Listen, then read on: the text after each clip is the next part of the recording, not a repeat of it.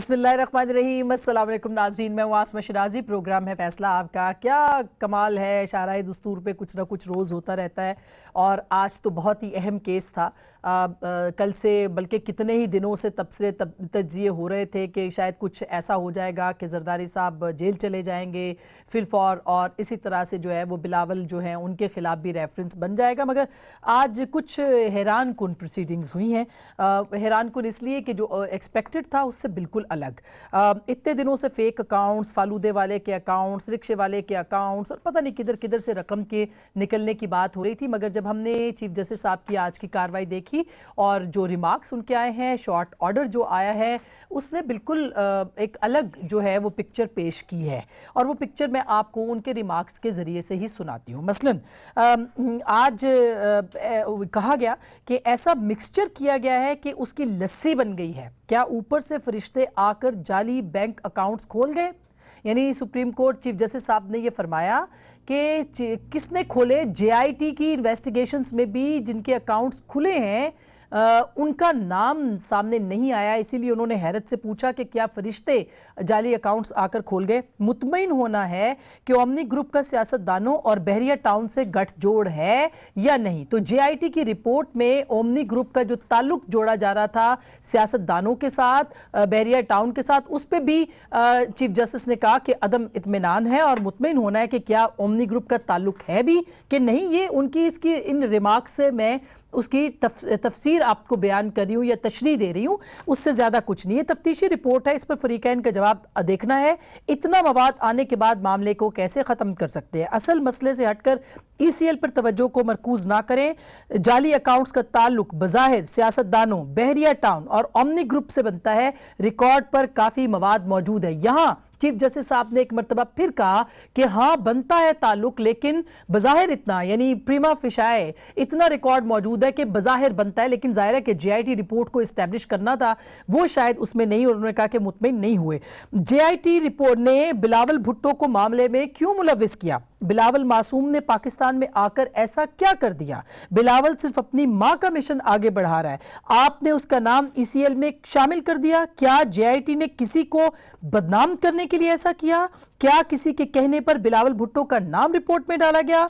JIT ने तो अपने वजीर आला की इज्जत नहीं रखी और ना ही और उनका नाम भी ईसीएल में डाल दिया। जब तक बिलावल पर कोई नई इंक्वायरी नहीं होती उनका नाम निकाल दें।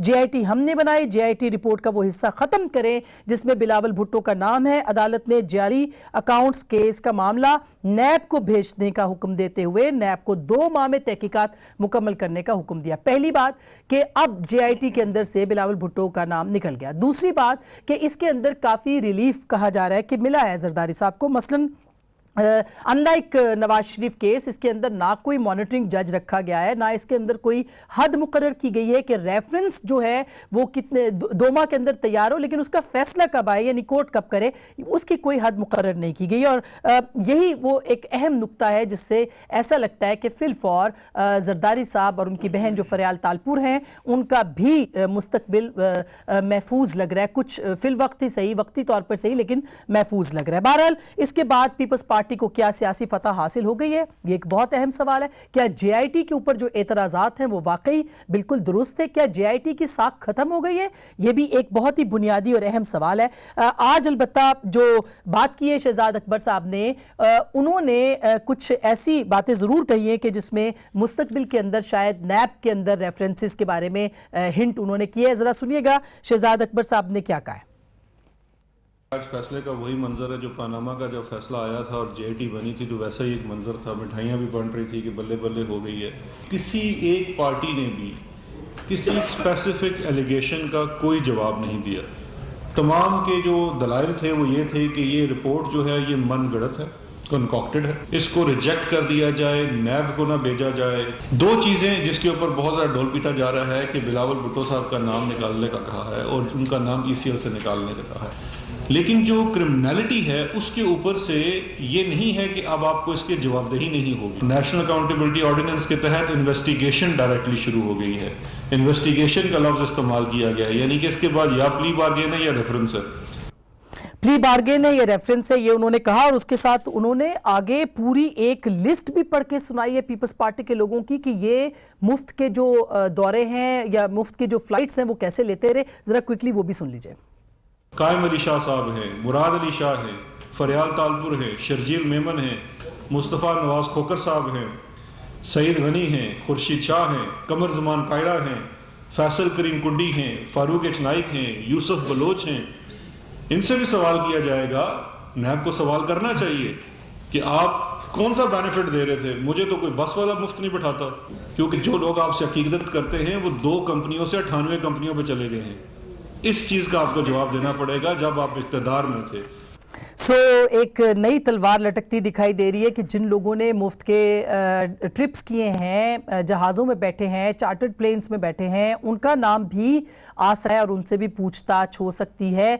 बिलावल साहब का भी उन्होंने कहा कि हो सकती है। अलबत्ता 16 रेफरेंसेस अब जाएंगे कि नहीं आज की कार्रवाई के बाद, इसके ऊपर एक बहुत बड़ा सवाल है। इस पर ज़रूर हम बात करेंगे। हमारे साथ मौजूद है जनाब निसार खोड़ो साहब, सिंध से हमें पाकिस्तान पीपल्स पार्टी का जाना माना नाम है, सूबाई सदर हैं, सीनियर तरीन लोगों में से हैं, बहुत हम इनसे सीखते भी हैं। सर बहुत बहुत शुक्रिया निसार खोड़ो साहब हमें ज्वाइन करने का। हमारे साथ होंगे मलिक अहमद खान साहब जो कि सूबाई असम्बली के रुकन है पंजाब के और पाकिस्तान मुस्लिम लीग नवाज के सीनियर रहनुमा। बहुत बहुत शुक्रिया मलिक साहब आपका। राजा आमिर अब्बास साहब नैब के डिप्टी प्रोसिक्यूटर जनरल भी रहे हैं और बहुत मारूफ लॉयर भी हैं, बहुत बहुत शुक्रिया आपकी तशरीफ आवरी का। जनाब सदाकत अब्बासी साहब हुकूमती बेंचेस पे बैठते हैं, MNA हैं और जाना माना नाम है, बहुत बहुत शुक्रिया आपका भी अब्बास साहब। सबसे पहले राजा साहब आपसे मैं पूछना चाहती हूँ, वैसे आते ही सर मुंडाते ही औले जो है वो पढ़ रहे हैं आपको, लेकिन ये बताइएगा कि आज की कार्रवाई से आपको क्या लगा है? क्या JIT की साख वाकई मुतासिर हुई है? क्योंकि रिमार्क्स ऐसे आए हैं।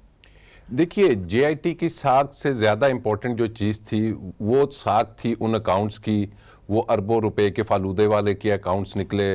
वो साख थी ओमनी ग्रुप की जिसकी इतनी ज़्यादा शुगर मिल्स आ गई। वो हुसैन लवाई की थी जो समिट बैंक चला रहा था, उस बैंक की साख थी। ये वो साख थी कि जिसको जब देखा तो सुप्रीम कोर्ट ने किसी एक चीज़ को भी ये नहीं कहा कि ये इसमें जो फैक्चुअल चीज़ें आई हैं इस पे कोई गलती है, क्योंकि इनकी पूरी रिक्वेस्ट थी कि इस जो JIT रिपोर्ट है इसको आप नल एंड वॉइड करार दे दें और इसको मज़ीद आगे ना बढ़ाइए। सुप्रीम कोर्ट ने क्या किया, सुप्रीम कोर्ट ने उसी JIT को एज इट इज़ भेज दिया नैब के पास कि ये मददगार होगी और नैब को एक टाइम फ्रेम दे दिया कि 2 मंथ्स में आपने डिसाइड करना है, इसको फर्दर इन्वेस्टिगेट करना है। अब ये जो आज का डिसीजन है इसमें ज़ाती तौर पे मैं समझ रहा हूँ कि जो एक साख का जो फ़ायदा हुआ है वो पाकिस्तान पीपल्स पार्टी को हुआ है, क्योंकि अगर बिलावल को निकाल दिया गया है, अगर CM साहब को निकाल दिया गया है तो ऑब्वियसली वो एक जल्दबाजी में उनको अगर डाला गया था या 172 लोगों को विद 1 स्ट्रोक ऑफ पेन अगर डाल दिया गया, अब नैब में जाके दोबारा से इस चीज़ को रिविजिट किया जा सकता है कि जनाब किस शख्स ने क्या इसमें करप्शन का एलिमेंट है और उसको क्वांटिफाई किया जाए, उसको बताया जाए। लेकिन अगर हम 2 JITs को आसमा देखते हैं, एक पनामा वाली JIT और एक ये वाली JIT, उस पे जो सुप्रीम कोर्ट का फैसला आया उससे ये बहुत लीनियंट है। वहां कुछ थोड़ा सा सख्त फैसला था और यहाँ पे उन्होंने अब दोबारा से ओपन कर दिया है इसको एक तरह से कि नैब को इख्तियार दे दिया। वहां तो कह दिया डायरेक्टली कि फलाने के खिलाफ फलाना रेफरेंस कर दीजिए और फिर उसके बाद रेफरेंस की डायरेक्शंस दे दी थी। तो यहाँ अगर नैब चाहे बाद में देखती है कि तफ्तीश में कुछ नहीं है तो इनको तो ये फिल वक्त रिलीफ है, फिल वक्त बड़ा अच्छा रिलीफ है ये। अच्छा खोड़ो साहब, ये रिलीफ आपको वक्ती तौर पर मिला है सर। सियासी तौर पे भी अगर हम इसको देखें तो पीपल्स पार्टी जैसे भी राजा साहब ने कहा इसका फायदा उठा सकती है, लेकिन एक फहरिस्त जो सुनवा दी है शहजाद अकबर साहब ने, लकीली आपका नाम उसमें नहीं है, तो ये मुझे बताइए कि ये तो फिर पीपल्स पार्टी किसी भी वक्त जो है वो नैब के नरगे में आ सकती है। और क्या आपको नहीं लगता शहजाद अकबर साहब ही डायरेक्शंस भी इस वक्त नैब को दे रहे हैं? आइए जरा पहले इस बात पे कहें, मैं फिर से रिपीट करता हूं। हाँ ठीक है, सुप्रीम कोर्ट ने JIT बनाई थी, साथ ही साथ ये हुक्म भी सादर किया था कि वो सिर्फ सुप्रीम कोर्ट को ही पेश की जाएगी, उसको लीक नहीं किया जाएगा। जो किसी तरह से लीक हुई और वो गवर्नमेंट के नुमाइंदों को हुई, जिन्होंने उस पर अपने बड़े बड़े बड़े बड़े बयानात भी दे दिए, इसको मैं सुप्रीम कोर्ट की तौहीन समझता हूं और ये गवर्नमेंट के इदारों ने की। दूसरी बात, ये JIT की रिपोर्ट एक्स पार्टी है, ऑफिसरों ने बनाई, कुछ डॉक्यूमेंट जोड़े और इस तरह से यूं केस बन गया इस तरह से। दूसरा मसला था ईसीएल का। बगैर एक्स पार्टी आपने नाम डाल दिया, किसी से वेरीफाई नहीं किया, किसी को सबूत नहीं मांगे, कुछ नहीं किया। आपको पता था कि जरदारी साहब का और मोहतरमा फरियाल त्यागपुर साहब दोनों का पासपोर्ट हमारे पास, उनके पास है ही नहीं। जब पोस्ट पासपोर्ट नहीं है तो फिर ये ईसीएल में डालकर उसके ऊपर धब्बा लगाने की जो जरूरत थी वो उजलत में की गई। उनका पासपोर्ट किसके पास है? बिलावल बैंकिंग कोर्ट, अदालत के बैंकिंग कोर्ट जिसके पास जमानत हुई। ठीक, पासपोर्ट उनके पास अगर नहीं है, जमा है पहले से, तो फिर उनको ईसीएल में डालने का क्या तुक था? मुराद शाह साहब के लिए तो सुप्रीम कोर्ट ने कहा, चेयरमैन बिलावल भुट्टो साहब के लिए सुप्रीम कोर्ट ने कह दिया, लेकिन उन दो शख्सियतों के पासपोर्ट भी तो उनके पास नहीं है। और वो तो फेस कर रहे हैं, हर पेशी पे आ रहे हैं, हर जगह जा रहे हैं और केस को फेस करने की मूड में है और हमेशा करते रहे। ठीक।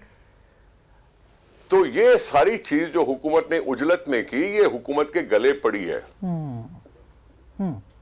इदारों को उन्होंने खुद कमजोर किया है और फिर इस तरह से आप समझते हैं कि वक्ती रिलीफ, ये रही बात वक्ती रिलीफ ही है ना सर? नहीं, देखिए बात सुने।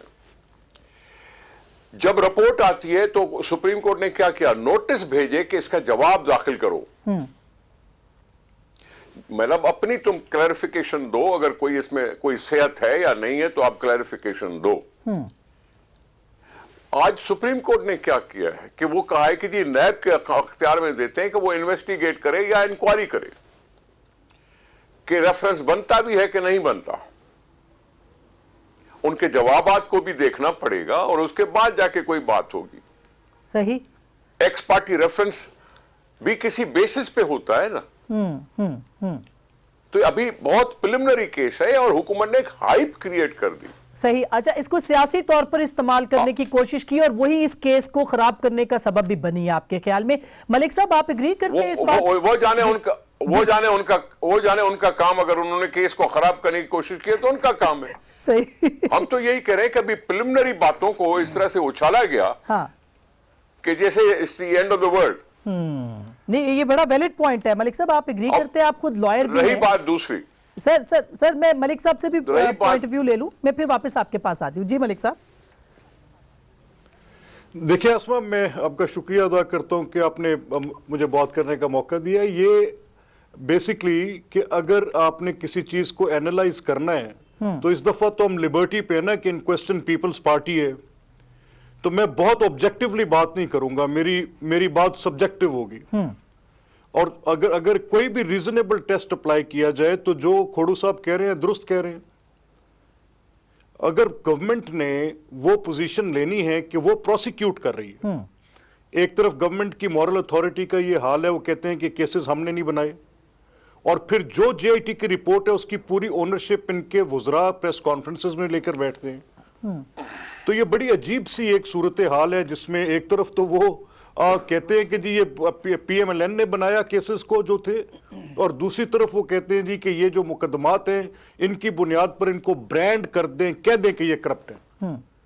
और जो आज की एम्बैरसमेंट है कि यानी एक पॉलिटिकल पार्टी के जो चेयरपर्सन है उनको आपने ईसीएल में डाल दिया और सुप्रीम कोर्ट को आपको तनबीह करनी पड़ी। तो government few heads should have rolled. In fact Shahzad Akbar साहब को तो आज आके अपॉलॉजी करनी चाहिए थी बिलावल भुट्टो साहब से, और साथ रिजाइन करना चाहिए। अच्छा, आपकी इस बात पे राजा साहब हंसे हैं, आप एग्री कर रहे हैं? इसका मतलब है मलिक साहब के साथ शहजाद अकबर ने ये तो कैबिनेट ने डाला था उनको। शहजाद अकबर साहब का इससे कोई डायरेक्टली लिंक नहीं है। अच्छा, कैबिनेट ने फैसला किया था। देखिए मैं कहता हूँ, एक सेकंड अपना आमिर जी मलिक। देखिए शहजाद अकबर साहब का हमें एहतराम है शहजाद साहब का, लेकिन 6 के करीब प्रेस कॉन्फ्रेंसेस मैंने अपना सुनी खुद शहजाद साहब की।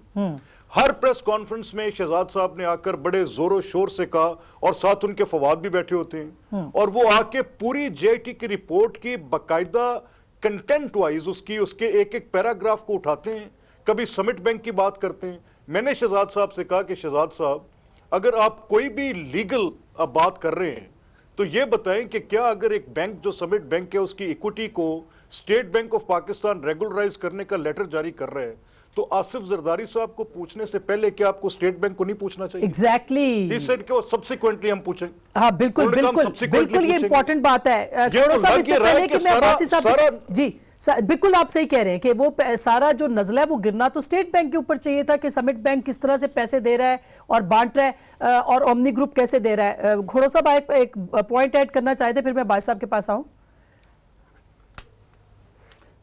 घोड़ो साहब को आवाज जा रही है?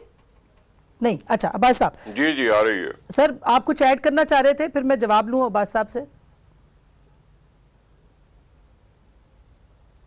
नहीं जी, आप बोले भले से जा। अच्छा अब्बास साहब, अब आप ये सुनिए, आपने पूरी प्रेस कॉन्फ्रेंस, उसके अंदर एक पहली बात तो ये कि जो वुज़रा ढिंडोरा पीट रहे थे फालूदे वाले के पैसे निकले, रक्शे वाले के, तो आए तो कुछ नहीं निकला उसमें से, किसी का नाम सामने आया ही नहीं।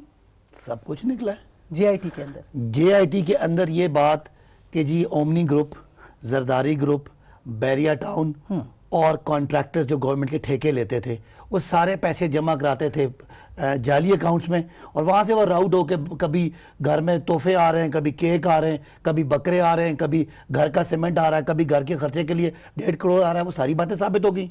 मुझे ये आज की जो खुशी है पीपल्स पार्टी की वैसे ही लग रही है जैसी खुशी में मिठाइयाँ बांटी थी मुस्लिम लीग नून ने। उनका तो चलो कोई और मसला था कि जी हम जीत गए और हम जीत गए और बाद में फैसला हुआ। देखें, अगर इनको किसी जगह पे रिलीफ मिला है तो वो इस जगह पे मिला है कि ईसीएल में नाम निकल गए। मेरा ख्याल है वो नैब का कोई इतना बड़ा इशू। अच्छा, लेकिन ये नहीं था। सदके के बकरों और ये जो मुर्गी और ये सारे थे, इनके अंदर कोई करप्शन किस तरह से हम इस तरह के देखिए लीगल पॉइंट्स के ऊपर उसको साबित ओमनी करना ग्रुप था ना। की कंपनी 2 से 91 होगी। ओमनी ग्रुप फेक अकाउंट्स में पैसे भेजता है। बिल्कुल हुई, ओमनी ग्रुप हुआ। अकाउंट से पैसे मुड़ के जरदारी साहब बिल्कुल और उनके खानदानों तक आते हैं, तो बात बिल्कुल साबित हुए कि होगी। उनके टिकट आए, CM एयर टिकट्स आए। जी, सीएम जो है लेकिन वो वहां मौजूद है। एयर टिकट्स, काले बकरे जो भी थे, वो कैसे साबित हुआ कि वो उनके अकाउंट, उनके पैसों में से आ रहे हैं या देखे उसके ना, अंदर फेक करप्शन है? अकाउंट से पेमेंट आ रही है ना, पेमेंट आ रही है, अकाउंट में पैसा जा रहा है। लेकिन जेआईटी का काम था उसने एस्टेब्लिश करना देखे था ना, कि मेरी बात सुनो, हिस्सेदार हैं उसके जितनी अंदर, साबित आज हुआ। की कार्रवाई में जितना ये जो डिफेंडेंट से किसी ने किसी एक बात को चैलेंज किया ही नहीं।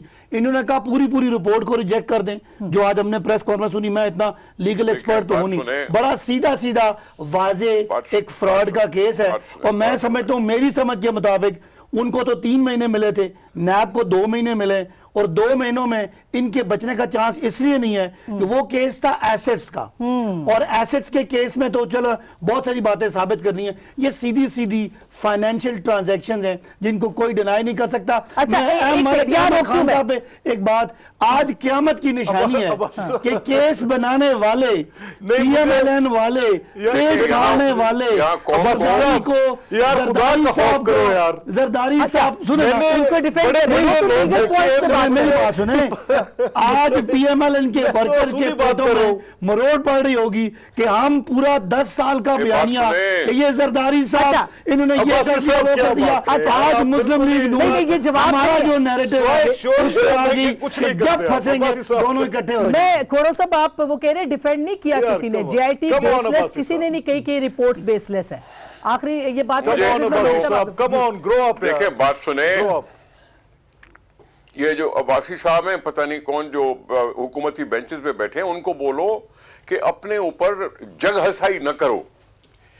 अरबों की डॉलरिंग, मनी लॉन्ड्रिंग की बात हो रही है, अरबों रुपए की बातें हो रही हैं। उसमें हमें बताया जा रहा है कि जी केक खा रहे थे हम और बकरे कुर्बानी के दे रहे थे हम और खाना खा रहे थे उन पैसों से। इतने पैसे न बिलावल साहब के पास थे, न फरियाल साहबा के पास थे, न जरदारी साहब के पास थे कि वो बकरे खरीद सके। क्यों जग हसाई कर रहे हो अपनी? क्यों बातें कर रहे हो ऐसी जो बचपने वाली बातें कर रहे हो? जी, जो बैंक में पैसे जमा करते हैं वो बैंक उनसे सिग्नेचर कराती है कि जी ये आया है बैंक में पैसे जमा करने। इसने तो पूरे बैंकिंग सिस्टम पे किसने सवाल जमा उठा किए वो बताया आपने? हुसैन लवाई, कुछ नहीं है। जिनका बैंक का बनना ही सारा, हुसैन लवाई तो बैंक का प्रेसिडेंट है। हुसैन लवाई तो और बैंक का उनके बैंक प्रेसिडेंट की जो होता है ना। एंटिटी है वो भी जाली बनवाई गई।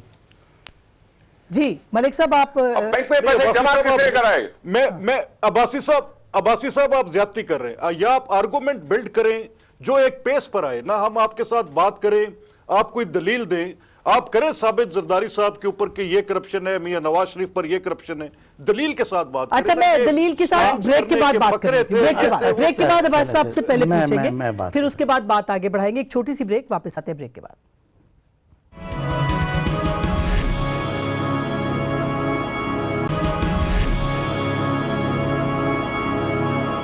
वेलकम बैक नाजरीन, एक दफ़ा फिर आपको खुशामदीद कहते हैं। सदाकत अब्बासी साहब, सवाल वहीं का वहीं जो कि मलिक साहब भी पूछ रहे थे और खोड़ो साहब भी पूछ रहे थे कि बज़ाहिर उन्होंने कहा है JIT के ने नाम नहीं बताए, तो हम तो ऐसा ही देख रहे हैं ना कि जो कोर्ट कह रही है कि प्रीमा फिश है, यही बोलते हैं, उसमें नज़र नहीं आया। देखें, बात यह है कि शुरू में जब फेक अकाउंट्स आए तो पीपल्स पार्टी वाले कहते थे पता तो करें फेक अकाउंट्स हैं किसके और इनके बेनिफिशियरीज कौन है। एक भी फेक अकाउंट है किसी फालूदे वाले का, अगर वहां से एक भी ट्रांजैक्शन साबित होती है जरदारी साहब के, चाहे वो मैं कहता हूँ 1000 रुपए का केक आया था, तो इसका मतलब एस्टेब्लिश हो गया उनका इनसे कोई लिंक है, that is it. Fake account cake आने से कैसे हो मेरी सकता है? बात सुन लेना, एक फेक अकाउंट है जिसके ओनर को पता नहीं है। सीएम आपके जो प्रेजेंट सीएम है, ये उस वक्त फाइनेंस मिनिस्टर हैं, एक मुल्क का या सूबे का सबसे बड़ा सरबराह है। फेक अकाउंट्स अलेजेडली हुकूमत के होते हैं या उन लोगों के होते हैं जो करप्शन करते हैं। ठीक है, तो जब उनका लिंक साबित हो गया, फाइनेंस मिनिस्टर जो थे वो दे रहे नहीं, थे, वो सब्सिडीज भी दे रहे थे, वो रकम भी दे रहे थे, मगर क्या एक स्टेट बैंक है, एक फेडरल गवर्नमेंट है और फेडरल गवर्नमेंट में PMLN है, उन्होंने ना देखा कि फाइनेंस PMLN अगर देखती होती तो 2000 स्टेट बैंक भी, तारिक बाजवा साहब थे ना उस वक्त, कोई और 2015 वो के नहीं थे, केसेस तारिक थे। बाजवा साहब नहीं हमारा तो थीसिस ही यही है हाँ। कि ये दोनों ऊपर लेवल पे आपस में मिले हुए थे। 2015 की रिपोर्ट थी फेक अकाउंट्स की, जो चौधरी निसार ने उस वक्त कहा था कि जी जरदारी साहब के प्रूफ्स आ गए और मॉडल्स गर्ल्स आ गई हैं, तो उसके बाद वो क्यों 2015 से कौन सा बैंकिंग ट्रांजैक्शन लेने में 10 मिनट लगते हैं, आप बटन दबाएं तो सारा रिकॉर्ड आ जाता है। तो ये इनकी अंडरस्टैंडिंग है, जिस अंडरस्टैंडिंग के तहत आज आप देखें ठीक कि लेकिन दस्तखत मौजूद है जिसने किए हैं, क्या उन तक नहीं पहुंचा जा सकता था? वो भी लोग भी पकड़े जाएंगे, लेकिन सेंटर पे मुस्लिम लीग नून की हुकूमत है, सूबे में सिंध की हुकूमत है, जाली अकाउंट्स बन रहे हैं, उनमें अरबों के पकड़े जा रहे हैं, वहां पे ओमनी उधर जा रहा है, ओमनी का उसको सब्सिडीज मिल रही हैं, ओमनी की कंपनियां 2 से 98 हो रही हैं, 98 हो रही हैं, और ओमनी से पैसे पीपल्स पार्टी के लोगों के टिकट और घर के खर्चे आ रहे हैं। और आपको क्या चाहिए? करप्शन में फिर तो वो कहते हैं जी प्राइम मिनिस्टर के घर का खर्चा भी कहीं और से आता है। व्हाइट कॉलर क्राइम में तो आपका एसेट पकड़ा जाए ना, तो आपने एक्सप्लेन करना है। अब ये पीपल्स पार्टी की क्यादत एक्सप्लेन करे ये पैसे कैसे कैसे थे, अभी तक तो उन्होंने कुछ एक्सप्लेन नहीं किया। बाजार सीधा सीधा फ्रॉड का केस और मनी लॉन्डर होके बाहर भी गया, इनके बाहर भी ठीक है। अब लेकिन राजा साहब सवाल ये है कि जब ये सब कुछ हो रहा था, जिसकी नाक के नीचे हो रहा था, उसको अभी तक कोर्ट ने नहीं बुलाया, उसको वजीर काबीना ने नहीं किया, मलिक रियाज का नाम ECL पे नहीं डाला, या डाला है? डाला पूरे के पूरे 172। लेकिन अरेस्ट नहीं किए क्योंकि ये तो FIA के अंडर केस है ना, FIA तो प्राइम मिनिस्टर के अंडर है, वो करते सबको गिरफ्तार, मलिक रियाज को भी गिरफ्तार करते, सबको करते, नहीं हुआ।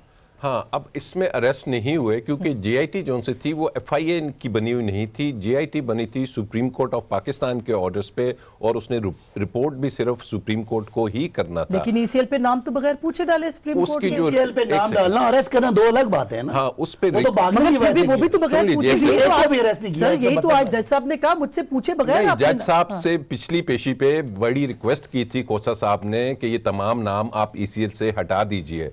जज साहब से बड़ी रिक्वेस्ट की थी एडवोकेट जनरल ने कि CM सिंध का नाम हटा दें।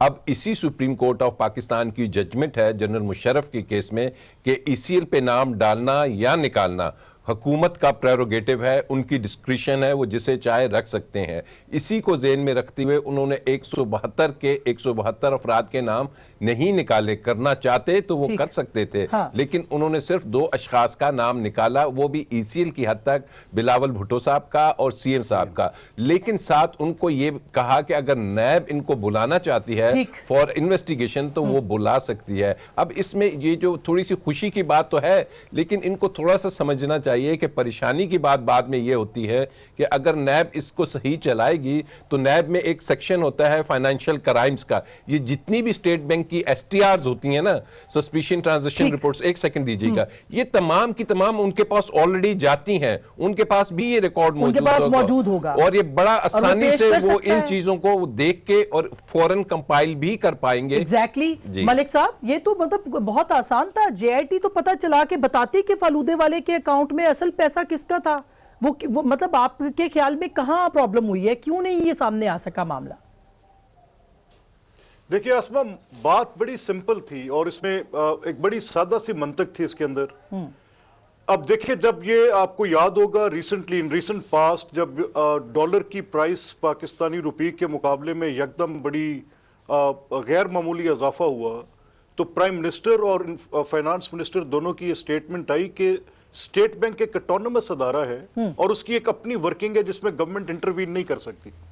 और अगर स्टेट बैंक एक ऑटोनमस अदारा है और वो खुद रेगुलेटर है इस तरह की ट्रांजैक्शंस का, जो कि बैंक्स की इक्विटीज के साथ भी डील करता है, और गवर्नमेंट के वुजरा ये आकर कहते हैं कि समा बैंक की जो है 14 अरब की इक्विटी को बैंक ने केटर फॉर ही नहीं किया और उनको 30 अरब रिक्वायर्ड थे, 14 अरब पे उनको लाइसेंस दे दिया गया। तो ये किस रेगुलेटर की जिम्मेदारी थी कि क्या इस पर आपने फौरी तौर पे ओमनी ग्रुप और फिर ओमनी ग्रुप का डायग्राम बना के जरदारी ग्रुप तक ले जाना था? ये बड़ी स्ट्रेंज बात है। और फिर ये अभी जो भी सदाकत कह रहे थे, अगर मैं सदाकत की बात को मान लूं तो फिर इमरान खान साहब का वो मौकफ जो उन्होंने डॉलर की गैर मामूली इजाफे के मौके पर दिया, तो फिर तो इनकी अपनी पूरी आर्गुमेंट डिफीट होती है। exactly. अगर रेगुलेटर्स खुद से मौजूद हैं और उनके वो ऑटोनमस बॉडीज हैं, तो फिर JIT के एम्बिट में प्राइवेट पर्संस तो एट द थर्ड टियर खड़े हैं। आप पहले अपने रेगुलेटर्स को, तो जो कि एक ऑटोनमस बॉडी है जिनका तो पहले किसी तलब करे, गवर्नमेंट के साथ कोई ताल्लुक नहीं। अच्छा नहीं, खोड़ो साहब, Exactly. मगर इसका और देखिए, जी जी मलिक साहब कंप्लीट कर ले, फिर मैं जाती हूँ जी। अच्छा, मैं सिर्फ ये कहना चाह रहा हूं कि इस वक्त मसला ये है कि PTI की हुकूमत ने ये तय कर रखा है कि इन्होंने पीपल्स पार्टी के खिलाफ और मुस्लिम लीग के खिलाफ, क्योंकि ये दो मेन स्ट्रीम पॉलिटिकल पार्टीज हैं, और जो पाकिस्तान तहरीक इंसाफ है ये अननेचुरल एक अलायंस है बहुत सारे लोगों का, कोई जमात नहीं है, कोई नजरिया नहीं, ये सिर्फ पिक एंड ग्रैब था टू फॉर्म अ गवर्नमेंट। अब इनको ये फिक्र है कि अगर मेन स्ट्रीम पॉलिटिकल पार्टीज को ट्रिम ना किया गया, तकलीफ में ना लाया गया, तो फिर हमारी कोई इफादियत नहीं रहेगी, जो दिन ब दिन ये लेकिन आज तो देखिए ना, बिल्कुल आप, लेकिन खोड़ो साहब, जो अगर हम मलिक साहब की बात को तस्लीम करें तो आज तो बहुत बड़ा रिलीफ मिला है। अदालती तौर पे कह दिया गया है कि बिलावल भुट्टो मासूम है, जिस तरह से प्राइम मिनिस्टर को कहा गया था कि वो सादिक और अमीन है। तो ये तो बहुत बड़ा रिलीफ है। फिर आप कैसे कह सकते हैं कि पीपल्स पार्टी को जो है वो ट्रिम करने की कोशिश की जा रही है या अपोजिशन को ट्रिम करने की कोशिश की जा रही है? खोड़ो साहब। Bilawal Bhutto chairman Pakistan peoples party हैं, आसिफ अली जरदारी साहब president Pakistan peoples party parliamentarians हैं, मोहतरमा फरियाल टालपुर साहबा इलेक्टेड मेंबर हैं, जरदारी साहब भी इलेक्टेड मेंबर हैं, बिलावल साहब भी इलेक्टेड मेंबर हैं। मेरा तो सिंपल सी ये बात थी कि जब पासपोर्ट उनके पास नहीं है तो उनको दागदार बनाने के लिए ECL का नाम लिया क्यों गया? आपको समझ में क्या आता है क्यों लिया गया? ये इंतकामन लिया गया, ये किसी को जानबूझकर स्पॉट में लाने की कोशिश की गई। इसका फायदा तो नहीं हुआ केसेस को वो फेस कर रहे हैं। PTI को तो अपनी अकल की बात है नहीं, उनको अकल कितनी है उसको वो जाने ना, मैं तो नहीं कुछ कह सकता। ठीक, तो अब आगे क्या? मैं वही बात करूं ना, सिंपल। सही। मुझे कोई सवाल का जवाब दे ही नहीं पाता कि पासपोर्ट अगर उनके पास नहीं है तो ECL में डालने का क्या बात थी? कोई जवाब नहीं दे रहा। और इतने दिनों से जो मीडिया के ऊपर स्टोरीज आई हैं खोड़ो साहब, आखिर कहीं ना कहीं तो राई थी जिसका पहाड़ बना है ना। तो आप खुद आप किस अदालत तो राई का पहाड़, राई का जो पहाड़ बनाया वो हुकूमत ने बनाया ना। आज उनकी सुबकी हुई। अच्छा। अब ये हुकूमत खुद फैसला करे ना कि उनके जो फैसले उजलत में होते, कैबिनेट का डिसीजन था, पूरी कैबिनेट के सामने डाली गई बात। क्या आपके Executive ख्याल में order नहीं था। सर एक अच्छे मजबूत केस को ईसीएल में नाम डालने से सियासी बना दिया है, जिसको कि आज कोर्ट ने महसूस भी और किया? क्या कह सकते हैं, कोई किसी से भी पूछे ना, यही कहेगा, किसी से भी पूछे यही कहेगा। ठीक है, अच्छा बिल्कुल ठीक। मैं एक छोटी सी ब्रेक ले लूं सर, मैं एक छोटी सी ब्रेक ले लूं। ब्रेक के बाद हम इस पे जरूर पूछेंगे कि क्या पॉलिटिकल की वाकई गवर्नमेंट की जो एक पॉलिटिकल कम फहमी कहे या उनको अदराक नहीं हुआ इस बात का कि इसको कैसे करना है, उसका नुकसान हुआ है या फायदा हुआ है, ये बासी साहब से पूछूंगी ब्रेक के बाद। वेलकम बैक नाजरीन, एक बार फिर आपको खुशामदीद कहते हैं। ब्रेक से पहले हम बात कर रहे थे और खोड़ो साहब ने कहा अब थोड़ा सा इसको पॉलिटिकल उसके अंदर अगर एंगल में देखें तो अब्बासी साहब से जवाब ले लेते हैं। भाई साहब, क्या जो खोड़ो साहब बात कर रहे थे कि क्या आप लोगों की जल्दबाजी ने नुकसान पहुंचाया है कि सिंध हुकूमत गिराने की जो बातें थी वो कबल अज वक्त हो गई, जिसकी वजह से नुकसान हुआ? देखिए, सारा इशू तब आया जब सीएम के बारे में, चीफ मिनिस्टर सिंध के बारे में ये बातें आई कि वो मनी लॉन्ड्रिंग के सारे प्रोसेस को वो ऑफिशिएट कर रहे थे, ऑफिशियल कैपेसिटी में वो अपनी पोजीशन को यूज़ कर रहे थे। लिहाजा उनका नाम जब आ गया तो उनके लिए कलेक्शन ऑफ एविडेंस और बाकी चीज़ें और जो आपके गवाह हैं उनको बुलाना और उनको इन्फ्लुएंस करके मतलब करना एक उसका पॉसिबिलिटी बन गई थी। कभी भी पीटीआई पीपल्स पार्टी के इनके मैंडेट को हमने चैलेंज नहीं किया। ये तो हवाई बातें करते हैं कि इनको जो सिंध में वोट पड़ा है एक इलेक्शन में वो ठीक पड़ा है, हमें जो मरकज़ में और पंजाब में पड़ा है वो ठीक नहीं पड़ा। हमने कभी इनका मैंडेट चैलेंज नहीं किया। बहरहाल जिस तरह इनका मैंडेट सिंध में हकीकत है ना, उसी तरह इनकी माजी की करप्शनें भी हकीकत हैं। वो हम भी कहते हैं, पीएमएल भी कहती है, जमात इस्लामी भी कहती है, आपका मीडिया भी कहता है, इंटरनेशनल खबरें भी कहती हैं, अदालतें भी कहती हैं, नैब भी कहता है। अब इन्होंने कहा जी कि ये हुकूमत बड़ी बेवकूफ़ी की। सर मैंने आपकी बात सुनी है जरा प्लीज, आपको काफी टाइम मिला। हुकूमत जो है ना बड़ी बेवकूफ़ों की है और सुप्रीम कोर्ट ने ईसीएल में से 2 बंदों का नाम निकाला है, जरदारी साहब का नहीं निकाला। बिलावल ने 2 तकरीरें की हैं, उसने कहा मेरे पे कोई करप्शन नहीं है। बिलावल साहब ने एक दफा भी नहीं कहा कि मेरे वालिद साहब पे कोई करप्शन का एलिगेशन नहीं है। जरा मुझे बात प्लीज करने दें। अपने दिल पे हाथ रख के कहे, अपने दिल पे हाथ रख के कहे कि क्या हुकूमत बेवकूफों की नहीं है? सच्ची बात मैं समझता हूं आप इनको कहें कम अज कम हुकूमत माजी की तरह करप्ट लोगों की नहीं है। बेवकूफी हो सकती है, बदनीयत नहीं है, बदनीतों की नहीं है। इससे पहले बात करना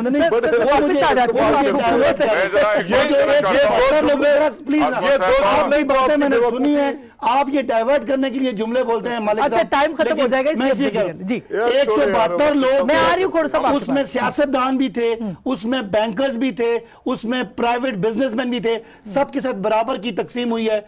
आज भी अदालत ने कहा जरदारी साहब को ईसीएल पे रहने दें और 2 बंदों को निकालें। सरे तस्लीम खान, ये मैं कहता हूं मलिक अहमद खान साहब को कि देखिएगा अदालतों ने आज इनको रिलीफ दिया तो अच्छा हुआ। ये ना हो जब सजा दें तो कहें मुझे क्यों निकाला। अच्छा, ये बड़े से बड़े हैं, अच्छा, ये लिखे फैसले पढ़ते हैं, ये मियां साहब के खिलाफ है, ऐसी ना करें। अच्छा आप ये सारी अब उनको जवाब देने दें। हाँ खोड़ो साहब, बस कराएं, इनको बस कराएं। जी खोड़ो साहब, मैं ये कहना चाहता हूं अब्बासी साहब पर मुझे एक एतराज है। इमरान खान की पार्टी को पंजाब में मेजॉरिटी नहीं मिली, इमरान खान की पार्टी को पाकिस्तान में मेजॉरिटी नहीं मिली, सिंध में पीपुल्स पार्टी को टोटल मेजॉरिटी खुद से मिली। तो ये न कहें कि जी मैंडेट की बात ना करें। उनको मैंडेट नहीं है, उनको जबरदस्ती मैंडेट दिलवाया गया है।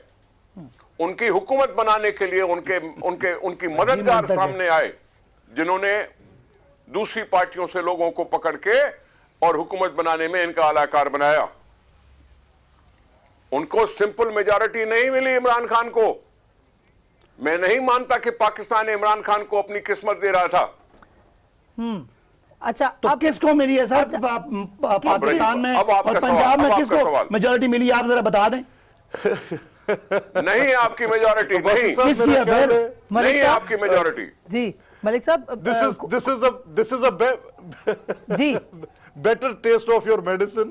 आप ऐसी बात क्यों करते हैं जो बिल्कुल ही गैर मंतकी होती है यार? मसलन कौन सी गैर मंतकी आपको बात लगी? मरकज में पीटीआई सिंगल लार्जेस्ट पार्टी है, पंजाब में हमारा अलायंस है, सारी जिंदगी आप अलायंस की हुकूमतें चलाते रहे, आपको पता नहीं समझ क्यों नहीं आ रही मेजॉरिटी क्या होती है? बात तो सुन ले, जी बताएं। बात सुन ले। देखिए आपकी बात ये भी डिस्कस करप्शन हो रही है, आपको हमारी जवाब टॉपिक पे आए, बस आप जवाब तो ले लो। अब्बासी साहब, मैं जान की अमान जान की अमान है, आप बोले। देखिए मेरी बात सुने। देखिए आपकी बात ये गैर मंतकी है कि हुकूमत बेवकूफों की नहीं, आपकी बात ये गैर मंतकी है कि ये भी मेरी बात मंतकी है ना कि हुकूमत चोरों की आपकी बात सुन ले, बात नहीं सुन ले यार अब्बासी साहब, अरे भाई यार बड़े अफसोस की बात तो सुनने का हौसला पैदा करे। हुकूमत मैग्नानिमस होती है, अगर मैं हुकूमत को 50 मरतबा कहूं बेवकूफ है तो आपको सुनना चाहिए यार, आप बर्दाश्त करें, हुकूमत है आप। मैंने एक दफा बेवकूफ कहा, अगर मैं 10 दफा भी बेवकूफ कह दूं तो क्या फर्क पड़ेगा? मलिक साहब ये तो ज्यादती, आप मुस्तकिल उनको बेवकूफ कह रहे और वो बात भी ना करे। ये लॉजिकल है, ये मंतकी बात है। मैं अगर बेवकूफ कह दूंगा तो मेरा आर्गूमेंट होगा तो डिफीट हो जाएगा जी, अगर मैंने गलत बेवकूफ कह दिए तो। अच्छा कौन सी है बड़ी बात? अच्छा जी सर, आप कंप्लीट कर ले, टाइम खत्म है। मैंने राय साहब से पूछ रहा जी, मेरी लास्ट आर्गुमेंट ये है अब्बासी साहब कि आपकी जो हुकूमत है वो सिर्फ इस बुनियाद पर बनी है और इस बुनियाद पर खड़ी है कि आपको कुछ ऐसी हमायत हासिल है जो कि आपकी अवामी हमायत को बिल्कुल नफी करती है। क्या अगर आपके पास अवामी हमायत होती तो आपकी अवाम दुश्मनी, मैं बताता हूँ, वाली बात कर रहे हैं आप। सुने आगे मियां साहब चुप हो गए। मैं सुन ले मेरी सुन ले। जब से आपकी हुकूमत बनी है आप अवाम दुश्मनी पर उतरे हैं, आपने महंगाई का वो बुरा हाल किया है, लोगों की कमर तोड़ के रख दी है, आपकी कोई महंगाई की वजह से वो कर्जे हैं जो आप लेके हिसाबदार साहब चले गए, हमारा कोई कसूर नहीं है। अच्छा ये बहस सर, ये इकोनॉमी के ऊपर एक और बहस है। हिसाबदार साहब जो लोड उठा के गए, लाद के गए इस कौम पे 6,000 से 30,000, वो वजह है महंगाई की। हाँ, अब लॉजिकल बात करें ना, मैं जवाब देता हूं। अच्छा आपको तो डार फोबिया हुआ है, डार फोबिया नहीं, डार फोबिया पूरी कौम को, डार का मर्ज लगा हुआ है भाई साहब। सुने राय साहब, ये अब बताएं कि जो आप शुरू में आपने बात की कि ये जो केस है इसके अंदर बिलावल साहब को इसलिए कि वो पब्लिक ऑफिस होल्डर इससे पहले नहीं थे और 6 साल के थे और 1 साल, तो क्या इसको मरियम नवाज के केस के साथ भी कंपेयर किया जा सकता है आपके ख्याल में कि वो भी नहीं रही, उनको भी रिलीफ मिल सकता है मुस्तकबिल में जाकर? तो बिलावल साहब को कोई ऐसा रिलीफ नहीं मिला कि वो पब्लिक ऑफिस होल्ड नहीं करते थे या उनकी इन्वॉल्वमेंट जो मनी लॉन्ड्रिंग है या जो अकाउंट्स हैं उससे नहीं है। उन्हें जो सिंपल रिलीफ मिला है कि ईसीएल से फिलहाल उन्हें निकाला गया है। साथ ही सुप्रीम कोर्ट ने कहा कि आपको जब बुलाया जाए अगर नैब में तो आप जाइए। लेकिन जीआईटी से तो निकाला उनका नाम, उनका और मुराद अली शाह साहब का नहीं, जीआईटी में जो ईसीएल की हद तक है, ठीक है। अब अगर उनको नैब बुलाती है दौरान तफ्तीश और ये साबित होता है कि जनाब वो डायरेक्टर थे और कुछ इन्वॉल्वमेंट थी, तब है। और अगर ये साबित नहीं होता और वाकई वो 6 साल के थे तो वो क्लियर हो जाएंगे। ये अभी इसीलिए इसको ओपन रखा गया है, इस इंटेरोगेशन को, इस इन्वेस्टिगेशन को अब नैब